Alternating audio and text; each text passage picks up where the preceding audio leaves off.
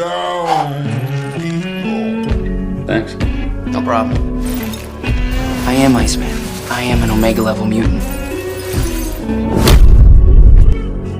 My ability to control temperature has no limits. I can rapidly drop the surrounding temperature. I can freeze the moisture in the air on the spot. I can shape it into ice walls, ice blades, or ice projectiles. In battle, I cover myself with a layer of ice armor. It boosts my defense. I can even transform into a living form of organic ice. It may look no different from regular ice, but in this state, physical damage barely matters. Even if I am shattered, I can rebuild myself with the water around me or within me. That makes me nearly immortal. People sometimes compare me with Pyro. They think fire can melt ice. On the surface, it looks like he is stronger. But when he plays with fire to impress girls, I can freeze his flames from a distance. John. Sorry. There were times I wanted to beat him up for being such a reckless fool. I held back, not because I was weak or afraid. Later, Pyro betrayed us. He chose to follow Magneto, and eventually I had to face him. He flicked a flame from his sleeve, then hurled it straight at me. I rushed to counter with ice. Slowly, I began to lose ground. Pyro laughed at me with arrogance. You're in over your head, Bobby. Maybe you should go back to school.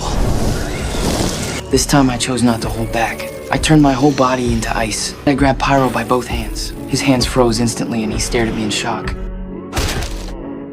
You never should have left. Even though my ice form is powerful, I still fell before the Sentinels. In the future timeline, the Sentinels began hunting down mutants mercilessly. To protect the ones being chased, I formed an ice slide out of thin air. I shifted into my ice form. I sped along the slide and charged at the Sentinel. I unleashed my freezing power and encased it in ice. I thought victory was mine, but these Sentinels had evolved to copy abilities. It copied Sunspot's power.